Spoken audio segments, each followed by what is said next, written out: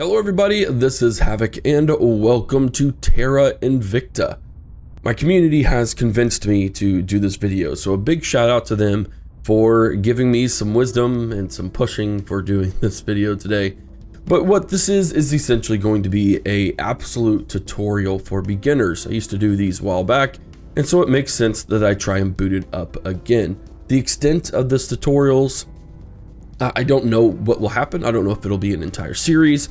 If this will be a one-off, it'll kind of depend on your feedback and your questions, things of that nature. But if you're here and you're interested in learning about the absolute basics and you're a little bit lost, which is understandable, then this is the place for you to be. What we're going to do today is essentially run through some basic user interface and user experience tutorials. Now, the game comes with a tutorial, but I know sometimes it's hard to read walls and walls and walls and walls of text, and you would rather just listen. Maybe you're playing yourself, or maybe you would just prefer someone speak it out. So this will cover a majority of what the actual tutorial has in store for you, but it'll just basically be in verbal form. So again, I thank you for your support. Thank you for coming here, and I thank you for checking out Terra Invicta as well. It's a very fun game. It is quite dense, and there's a lot of information. So if you're coming here completely lost, don't feel bad, because I was in the same boat as you. But we're gonna start it nice and simple. We are essentially gonna go in a big old rectangle, and we're gonna cover the screen, and then we may go into some specifics. I may go into these. I will end up going into these 100%, because these are just as important. But we'll go into the front page, what I'm gonna call your main screen.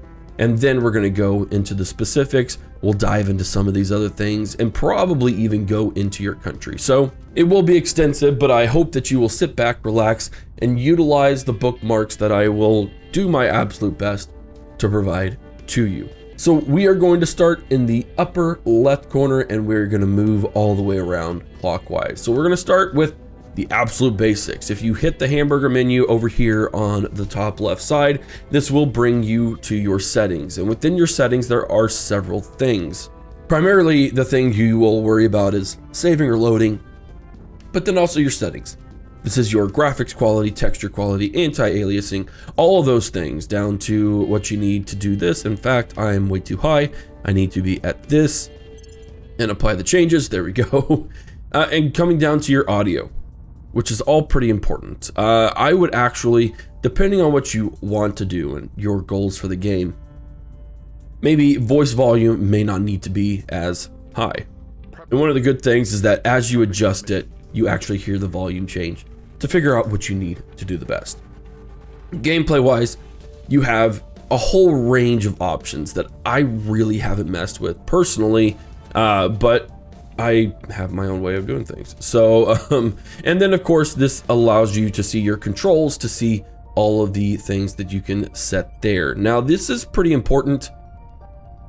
Most of the things you can do with your mouse and mouse alone. Now, if you're a fan of keyboard shortcuts, then this is going to be your thing. But for the most part, I pretty much stick to my own keyboard or my own mouse and deal with that. The Codex. Now, the Codex is a little bit of a mixed bag, because at this current state of early access, the Codex does do a relatively good job of explaining things, but at the same time, there's a lot of missing information. So I feel you could use this as a light reference, but if you are coming from, I don't know, say Crusader Kings 3 or something, you're not going to get the same level of information. So use this as a low-level reference guide is what I would say, because that will ensure that you can at least understand just a tiny bit. Like this, like the Codex on attributes is really good. It will give you an idea on all the different things about the characters, about your counselors, which we'll get to in a minute. But it's not going to tell you what they're useful for. And this is the same information when you hover over and you get a tooltip about your counselor. So again, it's useful information, but it's not going to give you the entire story or really tell you or show you how to utilize it like some other games. I consider Crusader Kings 3 to be the gold standard of tooltips and of the encyclopedia, so I'm always going to reference that pretty much until something comes in and takes its place. So of course, then you have your main menu, quitting. All right. Next up, we have our faction. Now this is, you can pick from a range of 7 factions, I believe. Humanity first is ours, which essentially means that, hey, we are going to put humanity first, even if it means putting other humans behind us. We are trying to eliminate the alien threat by whatever means possible. Now, I also want to make it known that I'm about 6.5, almost 7 years into the game. Round about, I think, 20 hours worth of playtime. So my campaign objectives and everything are going to be different. This simply lets you know kind of what has been done thus far and what are some of the things that you could do. For instance, I have to kill an alien right now. I'm not going to do a lot of that because that may spoil some things. But just know that this gives you a good idea on your objectives, and you'll know some of your objectives based on research as well, and we'll get to that a little bit. Next up are your resources for the game. Now this is quite a few, and it may seem overwhelming, and sometimes it can be, but at the same time, once you understand what they're used for, it becomes a little bit easier. Your first one is simply money. This is how much cash reserves you have. That's just the currency label. It doesn't represent dollars or euros or anything of that nature. It's just straight up cash. And when you hover over it, as you see, you get a tooltip on the breakdown of everything. This is how much you're making. We're making 8.8 cash a day. We get 5.4 from councilors, 9 from nations, and then we also get what's sucking it out. So we get -4.5 from Habs, -1.4 from assigned organizations, and 0.033 from ships. We just built a ship on stream. So our first ship is already sucking out some money for us. And then again, we have 35.5 per day from the spoils priority. Now that's a gray area for me, but I'll do my best to explain it once we get to there. But regardless, since we operate on essentially months now, we earn 270 cash per assignment cycle. That's what I'm going to say, is the per assignment cycle, because I do believe assignments operating on a month schedule, which means that our annual income is 3.2 thousand. So that's a lot. Now, what is money good for? Money is used in several ways. It's used to build components on Earth, the space program. You can use it to purchase organizations for your counselors. You can do certain financially oriented missions and also support the space assets. So what I'm going to do is, for instance, I do believe public campaigns. We'll get into all this deeper, but if I use a public campaign, you can see over here that I can use money to increase the success chance. So 640 cash is a lot. I mean, that's 3 months worth of my income, ballpark. But if it's worthwhile getting support for a country that may be crucial, then, you know, it may be worth it. So just know that you can utilize money in that regard. And then when you come over to, let's see if any of these Habs can do anything. They can. So we can see here that, for one, my habitat is sucking out -28 bucks a day.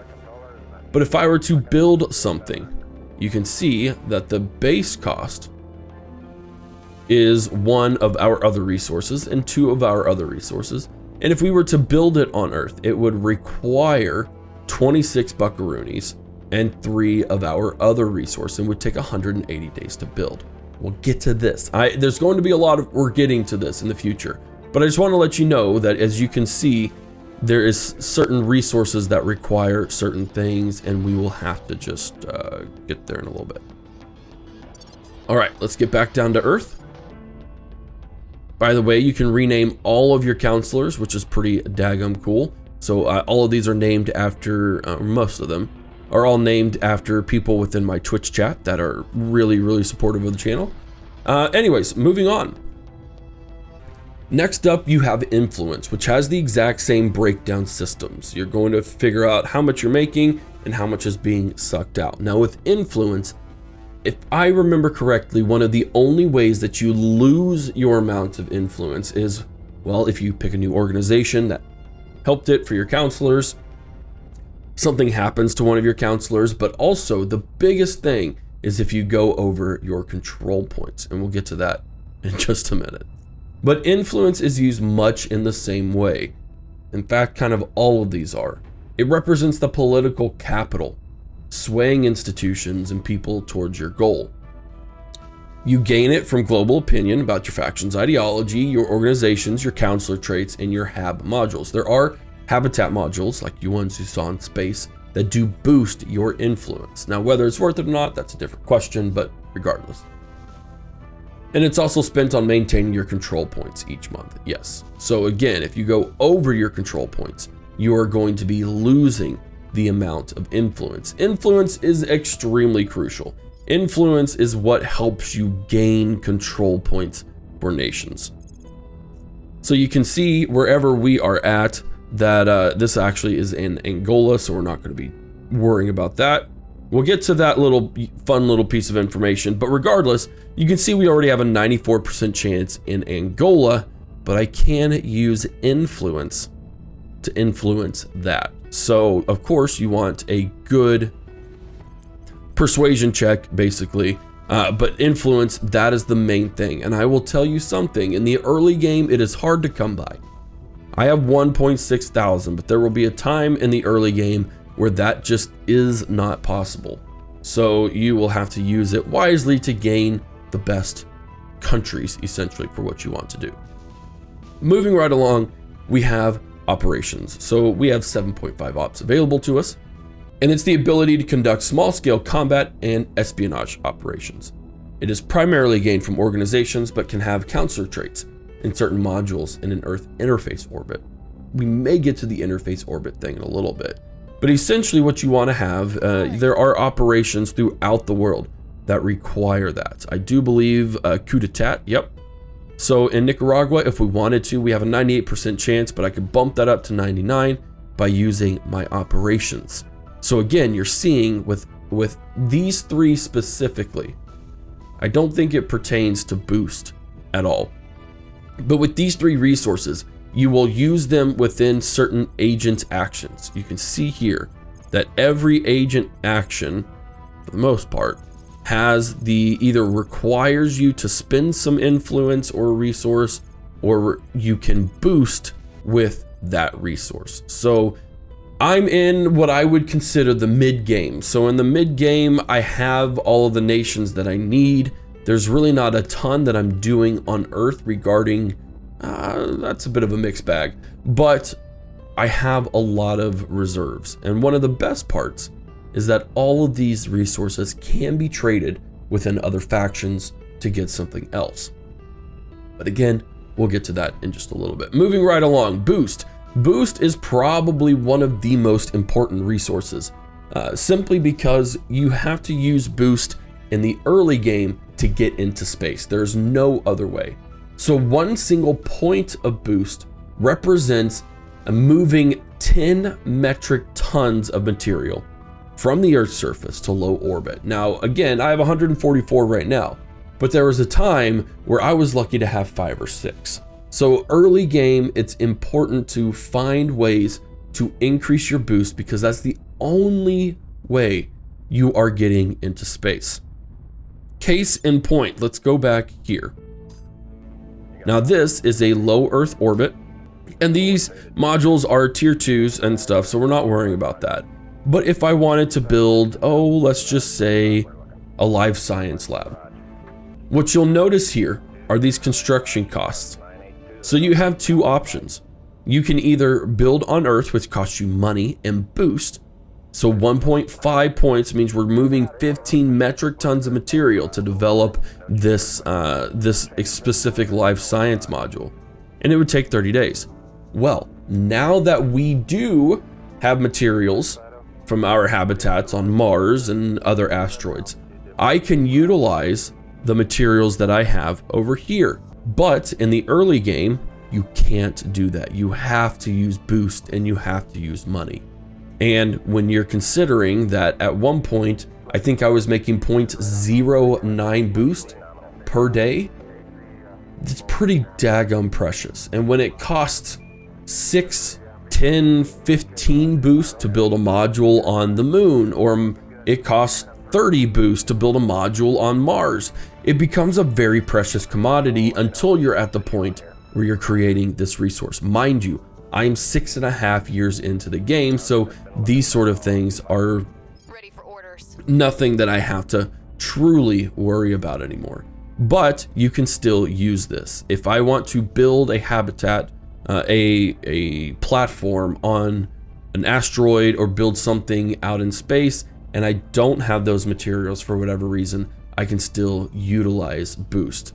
So it is very, very important, and the factions, especially in the early game, really like this resource. So it's a really good trading resource. You want to try and trade for it as much as possible. It's all good there. Next, we have mission control points. Our ships and Habs require a total of 21 to operate at full effectiveness. And you can see where we get them: 19 from nations, 2 from councilors, 1 from the headquarters. And you can see we've used them all on habitats and ships. So this accounts for all the staff and technical apparatus required to support our operations in space. We can't do anything else if we run out of that, so you don't ever want to go over, but you can see what 21 will get you. We have 4 space stations in operation around the Earth. I have a habitat, a platform on the surface level of 1, 2, 3, 4, 5, 6, 7. Well, I have multiple on several of them, but I have 2 bases on the moon. I have 2 bases on Mars. I have a station and a base on this asteroid, and then I'm working on these other ones. So you can see that 21, and I have a ship, not to forget about that. So 21 mission control points will get you a lot. Now, the downside is that I don't have much wiggle room to do anything else. If I want to go to Jupiter, which requires a little bit of research, I can't get there. It's going to cost too many points. I wouldn't be able to do anything with my habitats. So it's an important thing to balance. Eventually, I'm probably going to have to decommission these. And in fact, in my game, I actually took over 2 of these stations using some espionage. So I simply wanted them to rip away from the nations who held them. So I may decommission them and just get rid of them, which I could totally do. But it's important to know that this is what it is useful for, and this is what it will get you. We'll look at these bases here in a little bit, hopefully. Next up is your research. Now again, this gives you the breakdown of everything that we do. Research is important, and you can see down at the bottom that certain habitat modules, certain characters, certain traits, etc., have boosted science in various ways. And this is really important. Science is very, very important. Trying to find it from especially nations that have a lot of science are ones that you want to take over. There's other factors, of course, but science is extremely important. And when you look this may scare you, and that's okay. But it breaks up science into global research and to council engineering projects. And so basically what this is there are 3 different sets of tech branches. We're actually going to call it a tech jungle, as someone in my chat called it, because it is truly a tech jungle. But what you have is 3 sets of global research and 3 sets of council engineering. Now, it takes a while to unlock the second and third one, so you just start with 1 at the beginning of the game. But basically what happens is that a technology gets researched from the very beginning. And the more points you pump into it, so you see if I were to go here, the faster you contribute points. The person who contributes, or the faction that contributes the most points, we can see here that the servants have pumped in 67% of the total points for this. If you contribute the most points, you get to pick the next technology. Now, I will say, as a tips and tricks, in the early game, you want this. You want to pump a lot into the global research function, especially if you have a lead above other factions, because it will allow you to steer the narrative of how global research happens. In the early game, I was able to control these top 3 for a decent bit of time, and it allowed me to steer things towards things that benefited humanity first. All right, so does that kind of make sense? A little tips and tricks there. The kicker is that the more that I contribute to all of this, you'll notice that my points all shift. So I have 29 research to spend throughout every single one of these depending on what I dump into.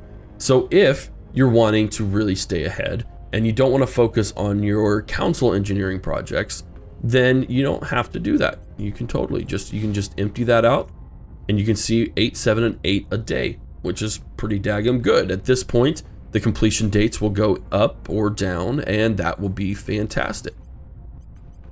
But if you want to focus on your own things, you can just see that its percentage, what it's going towards and what it's helping.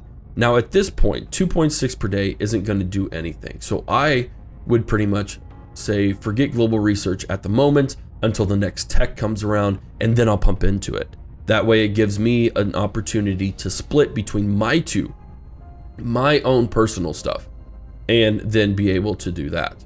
Now, the tech tree is a tech jungle, and you can see just how extensive it is. Now, this is just within this singular branch, so it's a lot. I honestly wouldn't pay attention to this too terribly bad unless you just really want to know a very fine-tuned thing that you want to do. For instance, I really want to research great nations because I own Canada and Canada in the United States. Great nations will let me do the United North America. So it's one thing that I'm working towards. Now, I wouldn't really know that that existed if I didn't peer through. But that being said, you don't have to do this because it is confusing. It is absolutely terrifying. And it's to the point where, yeah, my game pretty much froze up trying to load everything. This is why I said, don't worry about it. It's not absolutely crucial that you go through your tech tree because it is a lot. The good thing is that you can search for it. So if you want to search for great nations, you would have found it relatively simple. But yeah, this basically says, hey, this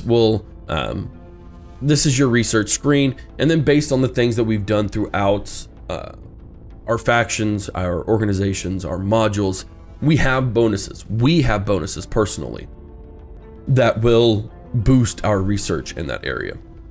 All right. We're 25 minutes and I'm not even all the way through. The next thing is managing control points. Control points are exactly what they sound. Every single country in this game has a number of control points. That number will be different depending on how large the country is or how influential the country is. For instance, the European Union, which is something that can be formed and modified, has 5 points. Even though they pale in comparison to the United States. The United States has 6 points. You'll have small countries. Havana or Cuba has 2. Venezuela has 2. Suriname has 1. It's actually part of the European Union, which is a little bit funny. So there are several different types of points. And you can see that by simply, well, we'll get into that in just a minute, but essentially know that this is what your control points are for. Here we go. So for instance, I own all 6 control points, and you can see there that each of these control points, if you see the orange in the middle of that wall of text, each one of these is costing me 26.4 in my control points. Now, you are going to struggle and wrestle and tackle with this throughout your entire experience with Terra Invicta. We currently are underneath our cap. We're at 230 out of 232.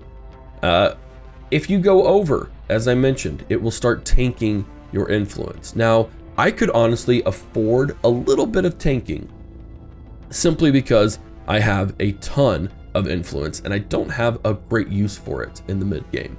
So I could afford to do it. But that being said, it's not something that's generally a great idea. If you wanted to, it would have to be for a very, very, very strategic reason. Next up are our space resources. And I say space resources because you can only get them from space, be it the moon, be it Mars, be it asteroids, be it planets, etc., etc. First up, you have water. Now, water is vital for life support, production of hydrogen, which is used as propellant. Now, it's rare in the inner solar system, but abundant beyond the asteroid belt. You have, these are going to be very simple because they're all going to get condensed into the same thing. Next up are volatiles, and they are things like carbon, nitrogen, oxygen, sulfur, chlorine, phosphorus, and compounds that include hydrogen. They are critical for life support and self-sustaining space habitats. Carbon may also be fashioned into high-tech armors. Base metals: iron, nickel, lead, zinc, copper, aluminum, not aluminium, aluminum, and tin, important for construction. Alkali metals like lithium and metalloids are also fall in this category. We have noble metals. They include things like silver, gold, and platinum. They are used for construction and also may be sold on profit for Earth. I personally haven't figured that out yet, just so you know. And then last but not least is fissile material. This is used to create nuclear propulsion systems and weapons.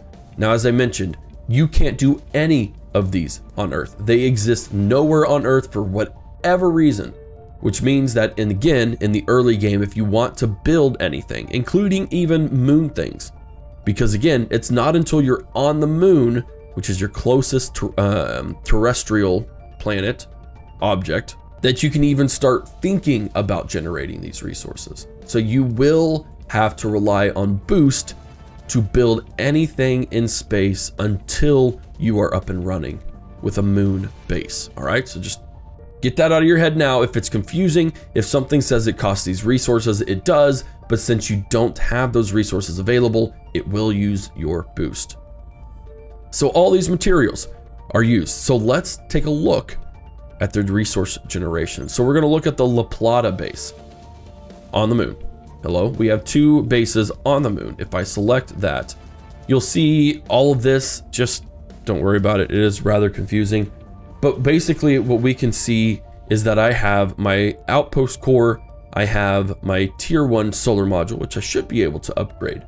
But then I have my outpost mining complex, which is generating 6.8 water, 0.15 volatiles, and 17.9 base metals.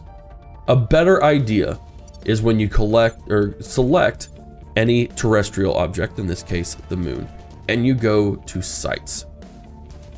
This is going to essentially tell you everything about that planet. There are multiple sites on the moon. There's lots of sites on Mars. I'm looking forward to going to the outer planets to see what kind of sites they have. But this gives you a rundown. And in the early game, I will say one of the things that I regret is not getting to the moon and not getting to Mars faster. The Resistance, which is one of my biggest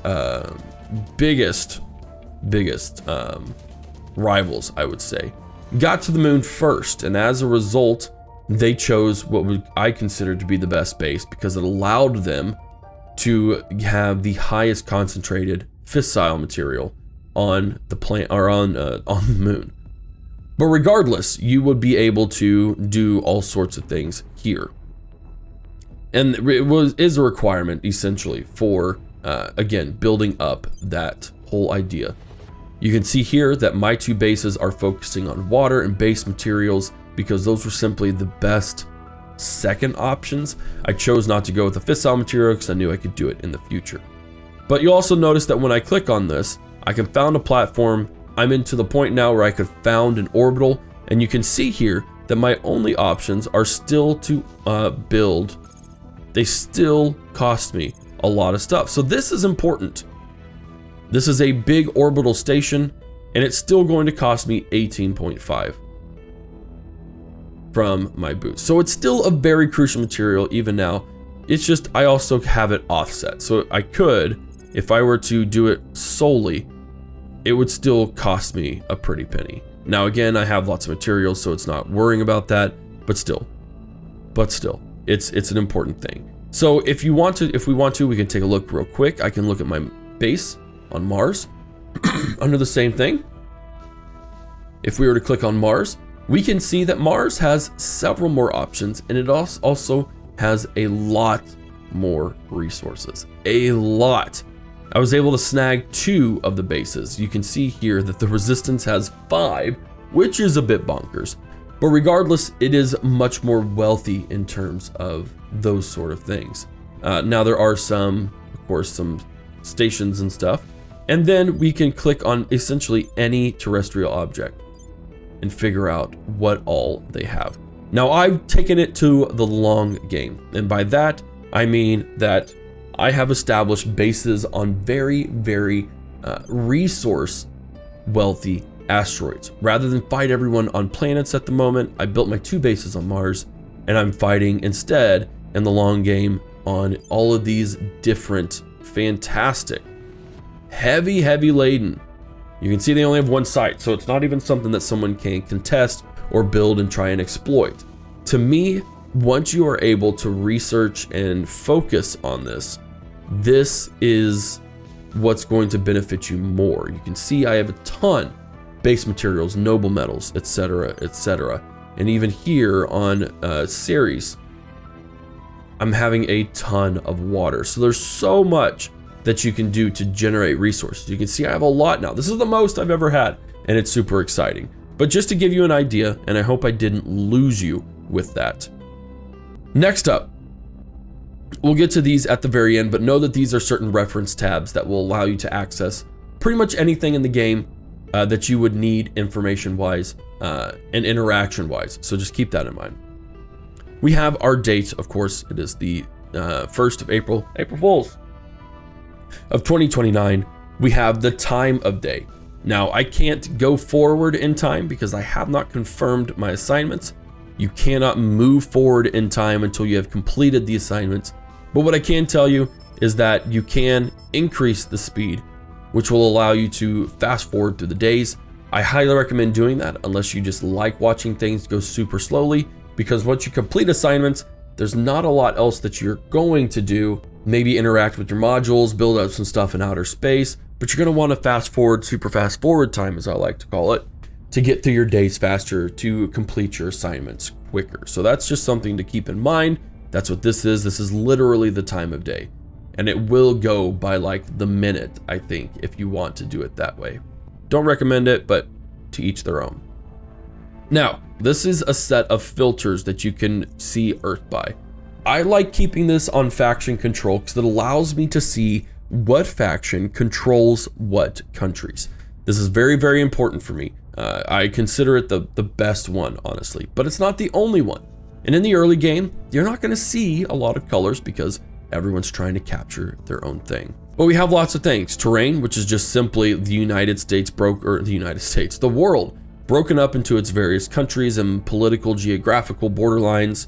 We have nations, which basically just highlights exactly that, the nations of the world. Population, this is how dense some certain populations of the world are. So for instance, China and India are of course going to be very, very densely populated. Even Japan, that little tiny place, has a lot of people in it. So 150, 22, 25 million. So this is good because it'll show you population centers where you may want to influence to bring more support to your faction, or the denser that a population is and the better their economic, or at least the size of their economics, is going to determine how difficult something is. So if you look and you see, well, I want to do one country that I think would work, but I also want it to be successful the first time out. Well, you can go to somewhere like Spain, or you can go to Morocco instead of something like Libya or like Egypt, for instance. That's a pretty densely populated region. So just something to consider with that. Per capita GDP. This is essentially how wealthy a nation is in regards to their population. So we can see the United States is a really, really good nation to take over. I honestly highly recommend pumping some time into the United States. That's what I did. I don't regret it. Although China is a cash bag, which is really hard to get into, and the servants actually took it over. A little bit bitter because I worked hard to try and get in there and I couldn't. Per capita control points. This of course shows you the control points. As you can see, certain nations just don't have a lot. So it's good to see and reference, but again, I just don't use it a whole lot. Military tech level. This is also interesting. I have a pretty decently high tech level, and my armies have a relatively high rating for them. This is also important if you want to go for a more military focused type of run, which you totally can. For instance, now for kicks and giggles the other night, I decided to launch a war as the United States against Ukraine. I outmatched them currently in terms of number of armies, and also I actually believe in terms of military strength. So that's an interesting thing to think about. Certain countries are more viable for their military than others. And then your boost income, this is essentially your boost, not a boost as in like, hey, this is helping you. But you can see what nations, I wish I'd looked at this more carefully when I was playing in the beginning game, because again, boost is very important and should be influential in what countries you choose to do. If you pick a whole bunch of countries that have no boost, then you're not going to get into space and you're not going to get these resources, and that's bad news bears. Unrest is important as well. Unrest, the higher the unrest, the higher likelihood that someone can come in and take away a control point. So at any point in the game, if you want to be like, well, I wonder how my country's doing. The US is currently in subversion, so I would want to spend an agent action calming the nation down. But it also allows you to see, for instance, if I just were like, yeah, I want to see if there's somewhere that I could rip a control point from. Oh, wow, I could go here. Middle Guyana or the Central African Republic. Yeah, I could. They're in a civil war right now. I could come in and I could jump in and I could just take it from them, which wouldn't really be good for me to do at the moment. But again, it's something that you can do. Xenoforming level is very important, probably more for the late game than anything else. This essentially, once the aliens start really stepping up production of their xenoforming, we currently just had a purge campaign as humanity first, but as like the servants, you would want to encourage that in any way possible. But this would allow you to see the levels, so again, you can know where to send your agents to. Faction popularity, this is of course who has the highest faction popularity where, which I think is pretty important to know as well. And this is focusing, I do believe, on your own personal popularity and maybe the popularity, oh no, I think it's the popularity of the factions. And then faction control, this is again where I step in and I keep it at, because it shows me, okay, the servants control all of China. The resistance owns a majority of the factions in Russia, the control points. I control, I actually just lost Venezuela, thankfully, but Cuba, the United States, and Canada. So it's a really good way to get a geopolitical look from a faction standpoint, because those are your primary things you have to worry about. Over here, this is simply a reference guide to all of everything that you might need, right? So you have your counselors, you have your habitats and or space stations, you have your armies, because some control points come with armies. You have to think about that. And then your ships, we just built our first ship, which I don't think you'll be able to zoom in and really see it. I don't know if it's a technical bug or whatever, but I don't know where that ship is. And then of course you can toggle the whole thing off, which is fine. If you select any of these, it will of course bring you right to it with any agent actions or any other type of thing that you can do. Now, as I mentioned, I'm not going to go through all of these, but just know that you will be able to see what actions your agents can do before you hire them, or in the Councilor tab, which we will get to. And again, that's all very important things. I don't keep the armies on because I don't utilize them very much, but to me, having my counselors and these as a quick reference guide is always going to be the most important thing to me, because I can just click on it and interact with it.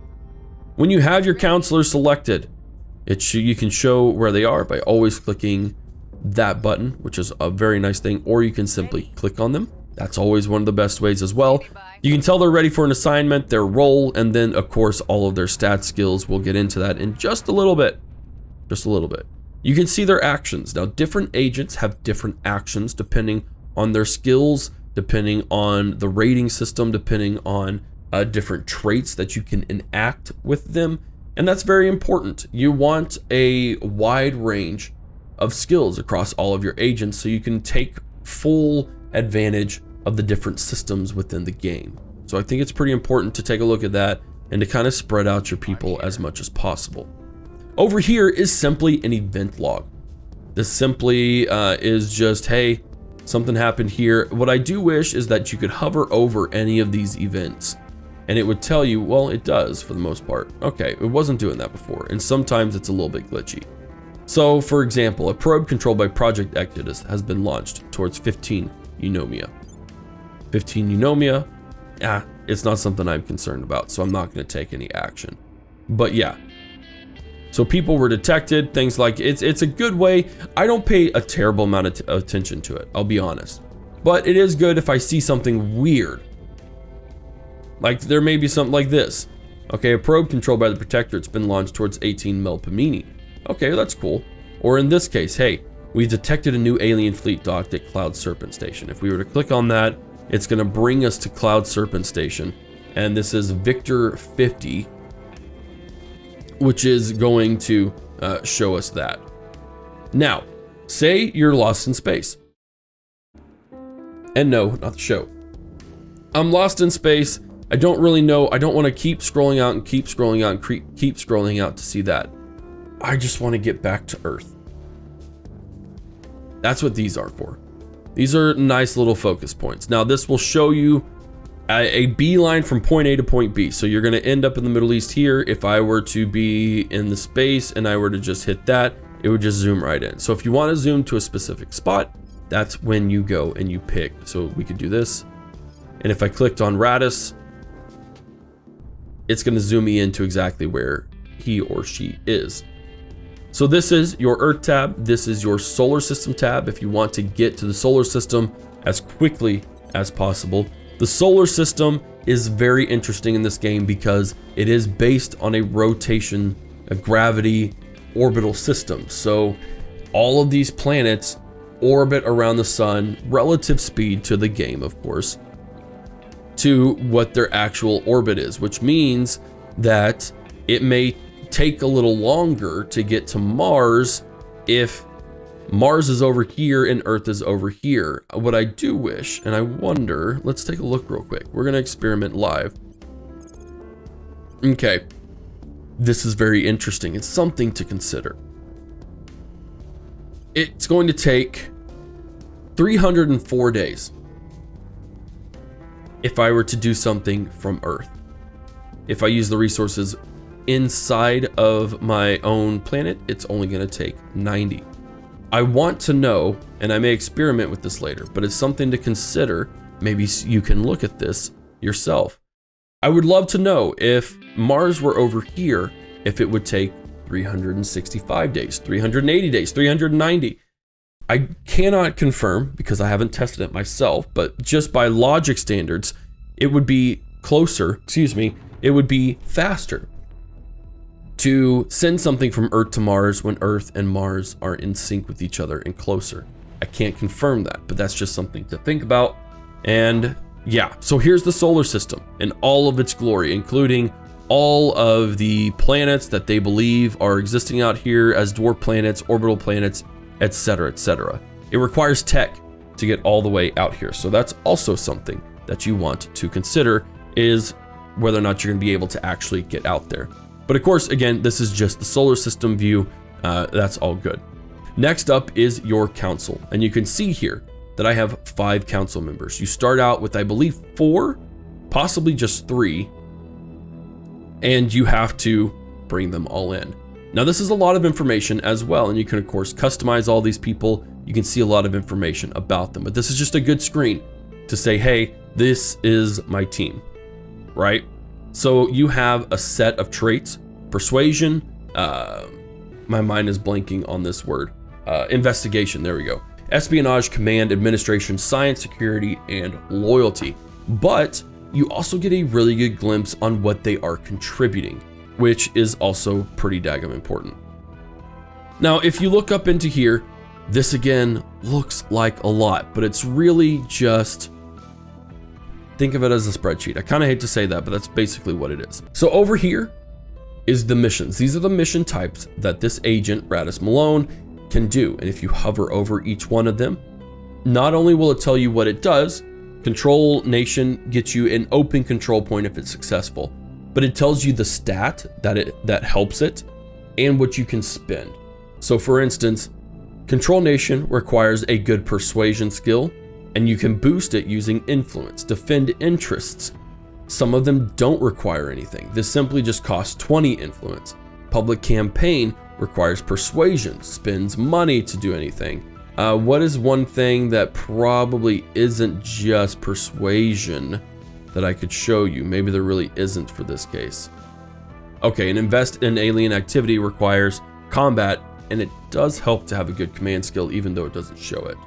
But we can see we pumped quite a bit into persuasion and a bit into science. It was already good with administration. Simply, she's good at controlling things. It works very well for her. This is also her monthly income based on the organizations that we have provided for her and her traits. She brings in 5.5 money, 10 influence, 53 research, 1.8 boost, and gives a mission control, right? She has certain traits. Government, Councilor, +1 in persuasion, ethical, she had 1 persuasion, -1 loyalty. You can augment these, and you can see the experience point cost. So we can spend experience points to increase certain attributes between all of the different things. For instance, we probably want to keep pumping into persuasion. It costs 16 experience. There we go. So she now has 15 points in persuasion. And also know that some of these things, I do believe it says it will add to our total control points. So I know persuasion does, and maybe investigation, or no, administration for sure. Persuasion and administration will boost your control points. That's not a ton, but it still helps, especially if you're riding right on the edge. Lastly is your organizations. There are several organizations throughout the game that you can do to essentially have for your people. Now, different organizations have both what they provide for you, their cost to enact, and potentially costs for upkeep. And they have certain requirements as well. For instance, the Sandia National Laboratories, the Councilor cannot have the criminal trait. You must have a control point in the United States, or the Councilor is from there. And it gives you a monthly income of an upkeep of 100 money, but you gain 35 science and a bunch of other stuff, which is really, really good. Essentially, what I have done in the past is simply give whatever. We can sell this organization, and I could go in and get something different that would be more worthwhile, you could say. There is a capacity based on administration, on how much it costs, etc., etc. So it's just a very interesting way to go about and influence different things between all your people, right? So you can influence, you can sell different organizations, you can trade organizations actually between different factions, which is also good. But that's basically the long and short of it, is just simply you have the capacity to move people about, to augment your people. That's the word I was thinking of, is sitting right there in front of me. And to figure things out however you want to. Like I said, you want a good spread. So Cormacher is really good at hostile takeovers, sabotaging projects, coup d'etats. Jamie is very good at purging things, as well as sabotaging projects. Radis is my person for influence, to control nations or influence nations towards our faction. Wolfie, she's kind of just a go-between between different things. Simone is actually a really, really good person for assaulting alien assets. Is a very, very high command level. It's just things like that. You want to have a wide range of counselor tasks so you can figure out what to do with all of them. Next up, we have nations. This is a very, very good thing. And if you are a fan of Europa Universalis 4, this will be very, very familiar to you. But essentially, this gives you a list of all the nations, and you can filter them by certain things. The support level of your faction. We can see that this is, and you can see the control points if they have that control point. Of course, what it's doing, our current support is actually public opinions going down. You can filter by investment points if you wanted to. You could filter by monetary points. You could filter by boost. I mean, you're getting the hang of it. If you want to try and find a nation based on a certain thing, then this is what you want to try and do. If I wanted to find a country that has a ton of science, I'm going to do that. And you can see that China and the United States are the top two. Why I went for the United States, because they are very, very influential. They have a great economy, a great amount of boost, a lot of mission control points, and a ton of science. That's why I went after them. So this is your nations tab. This is your Habs, and this is the habitats, all of the habitats, everything in space that you know about. You can filter by factions. You can filter by location if you wanted to. You can filter by only habitat or platforms and not just orbital structures. That's pretty cut and dry. It's going to give you good information there. Next up is your fleets. We only have one fleet, and it's right here. So we're not worrying about that right now. That's a very late game thing. However, you can see, look at that thing. That's pretty daggum good. I love it. And of course, we have been in the research and development tab before, but lastly, we have Intel. Now, this is something that you definitely want to pay attention to throughout. I don't know what this is, all things considered. I don't know. I haven't seen that, but this gives you events from the aliens, the known alien fleets. You can see they have a lot, and the known alien habitats. The aliens are everywhere. This gives you faction stuff. Now, as far as I've seen, we know a lot about the initiative, but we don't know hardly anything about the other ones. And that's been a bit of a difficult thing for us to comprehend, but that's okay. You can see the resources and resource generation rates of every faction. And this is really good if you wanted to trade or if you want to interact and have contact. So for instance, they have a ton of fissile material. I have a decent bit, but if I wanted to, I could trade them. And I've noticed they don't have very many influence points. We could certainly help them out with that if we wanted to. They don't have a lot of money. We could certainly help if you wanted to give us some material. So it's just a way to see who you want to come in contact with. But that's not the end all be all. We know some objectives. Again, we know a lot about the protectorate because we actually, or the initiative, because we stole an agent from there. So we know them very, very well. And we know everything about them. But the kicker here is the relations tab. And this is essentially going to say, hey, these are the people that I know. There are some times where they will reject your contact. So for instance, the servants hate us. They absolutely hate us. And they will not talk to me, no matter who I know or how I know them. The protectorate, I do believe, is the same. The initiative, we're not very well liked, but you can see that Project Exodus is at war, actually outright war with the protectorate. The servants are in outright war with, excuse me, the initiative. And then you see here, of course, the servants support the alien invasion. The initiative's in tolerance with them. Everyone else is in conflict. And then we can see certain tech information if it's relevant to us, if we know about it, which I don't mess with this quite as much, but it's still important. Globally, you have certain things here that will give you information about global things, all the wars that are currently going on, public opinion split between all the factions, world data, commodities, right? So if you send a delivery to low Earth orbit, you will get 1 money per decaton of water, 5 per volatiles. This gives you the environment. I don't know if there's necessarily global warming and the fact that water levels will rise, but it's still important. And then of course, atrocities. Now, this is one of the things that I think Terra Invicta needs to improve. I don't know what atrocities are. And so therefore, I don't know why this, I mean, obviously atrocities are terrible, but what are my 3 atrocities and what do atrocities do? None of that is explained. Your solar system, this is very important that I just found out and I did not realize was here, even after 20 hours of playing. This gives you every celestial object within our system and allows you to filter certain things. If I really need fissile materials, 434 Hungary is going to be the best place to go for that.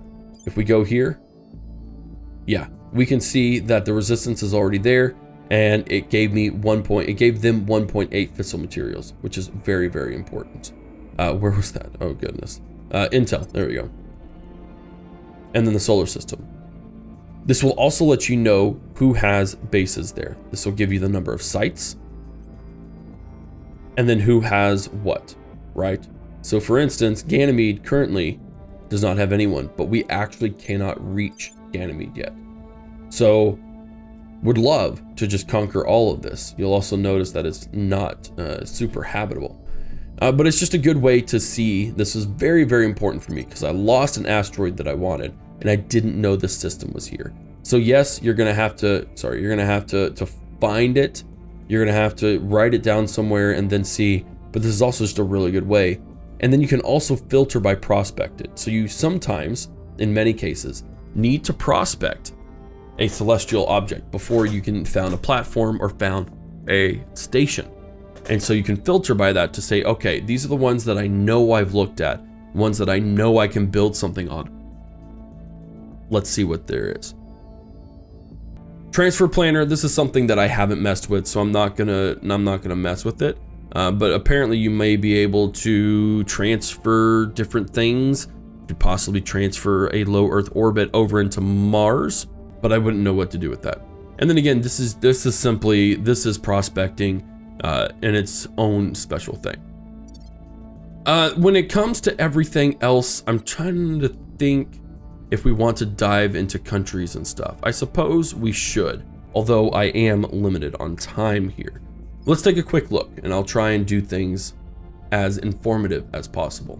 When you click on anything, these are, of course, your control points. Each control point has a different aspect. This is the financial sector. This is the identity blocks. This is the corporations, mass media, legislature, and executive. Now, these all give certain things. This is a bonus to the income from the nation. This is bonus to increase unrest missions. This is an organization based in station costs less to acquire. They each give their own bonuses that I do believe are relatively the same in terms of the resources they give, but it may cost a little bit different.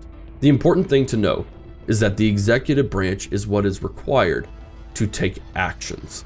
So you can have an agent say, set a national policy, but it requires the executive control point. So if you notice something is filling up, it may be a good strategy, if you know you can't control the whole country, to wait until the first 2 points are taken to where you know you have the executive branch if you want to control them from that point.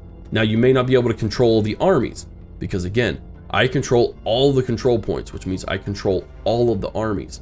But if you don't control all the control points, you may be able to set a national policy of a country going to war, but you're not going to be able to control the actual army itself, which may be a little bit frustrating, but that's just what it is. This is the democracy government score. Democracy in a country represents things like civil liberties, popular selection of leaders, etc., etc. You can influence this throughout certain events, etc., etc. I don't mess too much with the democracy tab. What I do focus on a lot is the unrest, because that's very, very interesting. The higher that unrest is, the less resources you get from that region. So it's very important. And if it gets too high, you can actually overthrow the government in your favor if you are the one pushing it. So subversion is not great. I would send an agent here to make sure it stays low. That way I'm maximizing all the resources I get. But for instance, like in Japan, for a while, we had them almost revolutionary. And so they weren't getting anything from these because I was ensuring that that wasn't happening. So this is a good way that you can use your agents to sabotage if it's a high enough success chance. So you can kind of undermine some people's authority and their capabilities by doing things like unrest. We go back to the United States. GDP is, of course, very, very important. Higher GDP, the higher your monthly income is from money, which we can see right now is at 172.3. Now, I get a bonus to that for various reasons, but you can see that controlling all of the points is getting me at the maximum that the US actually has to offer. I am leveraging everything possible. The information age, this is your Militech. This is very important to know, simply because you can kind of gain information on how strong a military is. We have 32 nuclear weapons. I haven't had to use it yet. I don't think we will, but you just never know. And then we have freedom of the seas. During wartime, a nation must have a higher naval score than its enemies to transport troops. This is interesting because if you're trying to roleplay roleplay some smaller countries, then you're going to have to deal with that. Now, we could launch nuclear weapons. We're not going to do that. As humorous as it would be, we're not going to do that. Maybe I'll make it a certain video or something. But basically, we have a high enough score we could pretty much move wherever we wanted to across the seas, and we'll be okay. Now, you can see the population is actually going down. But this is your population. This is how advanced we are. Education is important. Nations with higher education scores produce more research, are more resistant to extreme propaganda, which is great. And then we are currently fractured in terms of our unity. Cohesion is important, but I don't know exactly how important because it doesn't really affect me that I've seen so far, but it is something you do have to take in consideration if you wanted to control another country or something along those lines. This is your public opinion. This is split between all the factions currently available. That's very interesting. You want to keep your public opinion high in the countries in your own. Yeah, it is certainly a very effective way of getting into the hearts and minds of a nation to do some sabotage for sure. Now our per capita, we have 60,000 per person essentially. It's domestic population or domestic product by its population. Putting investment points into the economy priority can increase GDP. So yeah, this is our armies. This simply says, hey, this is where they're located. This is where they're from. They have the capability of that freedom of the seas. The relation, oh, not in relation, sorry. This is their strength. And this is their, well, this is their, yeah, this is their strength. And this is their like combat ability per se. So this guy, 1st Infantry Division over in Irkutsk, isn't doing well, but we'll be okay. Priorities. This is one thing that doesn't make a lot of sense to me. I don't know how to influence this, so I'm not going to speak a long time to it. You can set levels across the board, and the less you prioritize in some levels, obviously the higher it's going to go. The only things that I know for certain are that if you invest in certain abilities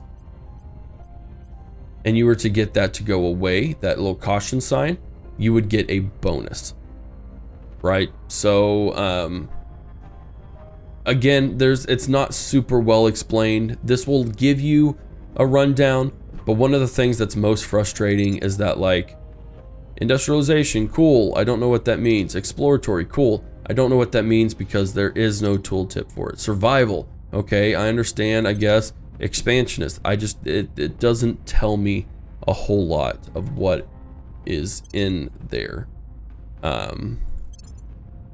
So yeah, I do wish that was a little bit more well explained. You can influence the priorities of any control point you have. So if I only had 2 of these, I wouldn't be able to influence this. So that's something to consider as well. We can abandon the nation if we wanted to. In fact, I do this on a regular basis with Cuba because I actually don't want control of this because I was wanting to get my stuff here. If you do that, it's every 6 months. You basically open yourself up to be controlled by another faction, which is something I'm trying to get done because I don't want it anymore. And it reduces your control point costs. That's just the long and short of it, which is a really mixed bag. You can directly invest into things if we wanted to invest in welfare. We could certainly do that. And we have a ton of money too. We have a ton of money. Let's just do 25. Confirm. There we go. welfare is taken care of. We don't have to worry about it anymore. So that's nice. But it certainly does help, and it would increase a lot of things. If you have a lot of wealth and if you have a lot of influence, it's worth investing in this, in various things to get that bonus. Completing the welfare priority decreases inequality by 0.005, mitigates global environment hazards. So it would be worthwhile. You know what I mean? Yeah. These other regions, these are very important because it will give you an idea on where you want to take over. If you have the possibility of choosing. I want Atlanta because it has the launch complex down here, Cape Canaveral, or Kennedy Space Center, etc., which gives us 44 boost per year. That's pretty daggum important. And then relations. These are the wars that we are currently in. These are the allies that we have, which we can manage if I wanted to. And also my rivals, which I can manage. So for instance, the servants, we don't like any of them. And basically, if you're a nation of the servants, then I don't want to deal with you. And then you get the thing, hey, by the way, they've now ended their alliance and we now have rivals. So, and then the next turn we could do that. I want to say that's pretty much all the things that are essentially covered. Everything else is going to make sense, or things you're not going to need to worry about in the early game. Ladies and gentlemen, that is going to be it for this absolute beginner's guide. I know we're running so terribly long, but there's so much to explain. I will do my absolute best to split this up into cohesive sections so you understand what's going on. And so if you know certain parts or not others, it will help you there. I hope you enjoyed it. If you did, be sure to let me know by giving me a comment, but you can also subscribe to the channel, turn on bell notifications, and do any other number of things to support the channel that are all appreciated. I hope you are enjoying Terra Invicta. It is a great game. If you have certain questions or you'd like me to do something else tutorial wise, just let me know. That's all I got. Thank you so much for hanging out with me, and I'll see you in the next video.